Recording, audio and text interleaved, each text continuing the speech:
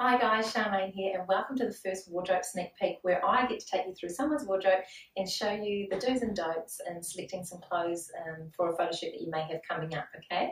So this week I'm at my mum's house, so I'm going to show you a few outfits that I'd choose if she was to have a photo shoot done, okay? So let's have a look.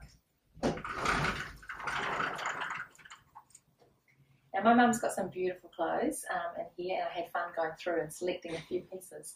So the first piece that I came across was this neat dress. Now I usually say stay away from patterns, but even though it's slightly busy, it's kind of on the cuff of patterns, but I quite like it and I think it will still photograph quite well. And it's quite tailored, and if you pop a belt on, that straight away brings in the smallest part in the waist, so that will look really neat on, and so that's one of my favourites.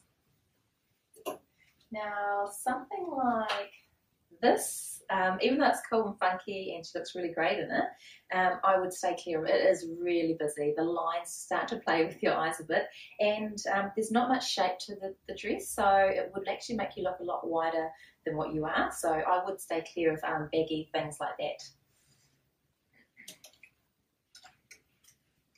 Okay, the next, my mum has a lot of dresses, so the next dress I came across was this one, and it's quite feminine and I really like it. So it's got beautiful lace, different types of lace, and again it's quite fitting to her with a bit of movement in the bottom. So I would pair that with, just make sure you've got the camisole to go underneath so it's not see-through, and she's got this little pink outfit. So I'd photograph that dress and then I'd take the dress off and just photograph her in the little slip, and just a little bit sexy, a little bit feminine, and look really neat on the white or the backlight that I use in the studio. So that would look neat. And underneath this, I'd probably, pop a little lace camisole as well underneath, and the lace showing through the top will just add that little bit of detail and look really neat. So look at things like that as well.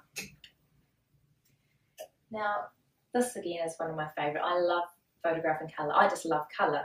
So this green one looks really neat. Again, it fits well to her body, and she's got these frills here, so a bit of detail. And yeah, she can have a bit of fun with that, so that's really neat. And again, it's a different neckline. So when you're looking for outfits, look for different necklines as well, because that will give you a variety of different looks and shots. If you want to do something a little bit casual, which I always, tell people to bring something casual because that's a good way to start. So either a pair of jeans or black pants. My mum would probably choose the black pants. They look really neat. And then just with a simple black tee. This one here has a bit of lace, so a little bit of detail on the front, but still quite plain. And yeah, that will just look really neat. Now, even though I photograph pretty much from, your thigh or your waist up, it's good to make sure the bottom matches the top as well, okay? So I'd do that, and then I'd probably swap the top for another look like that. So this is a bit of an Asian theme, and it's again a really neat different neckline there as well, so that looks quite cool. And then for another casual look, which is maybe a little bit more feminine, I'd go for something like this. Really neat on the white or the backlighting. It's got a little bow here for some detail. Make sure again you bring the undergarments to go with it, because you don't want to turn up with a see-through top and then you can't wear it, or you can if you want, but that would look really, really neat. And make sure you've got again the bottoms to go with it. So I'd just pair it with something light again.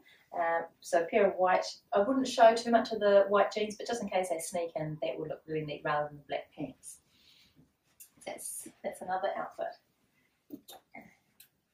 Now, once you're all warmed up, it's really neat to do something maybe a little bit fun, and so I'd probably choose this for my mum. She loves red.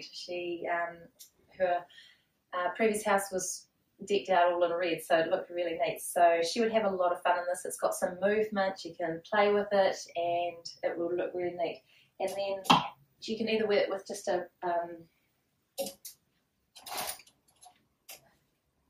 little plain singlet, and you could maybe put a little flower in the corner or something for a bit of detail, so you could just do that.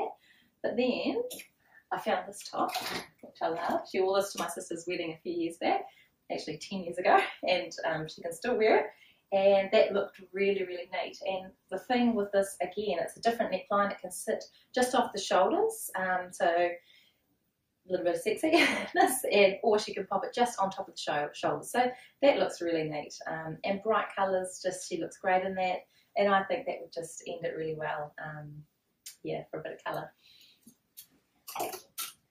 And lastly, I also found just this other little black skirt, and just again pair it with a little black top or singlet, and she can again have a little bit of fun with this. And this is quite classic, and I love photographing black on black for classic and timeless images. So yeah, that would be another option. And if you're just looking for about 5 or 6 different outfits, I've probably chosen, what have we got there? Probably chosen about 8 or 9 different outfits. It's better to bring more to a shoot than not enough, and that just gives you a bit of variety, a bit of tailored outfits, playfulness, and feminine outfits. So yeah, and casual. So that will give you a range of outfits. So there you go, a little sneak peek into my mum's wardrobe. If you have any questions, pop them in the comments below, or just let me know what you think of this video. That would be great. Until next time, I'll see you later.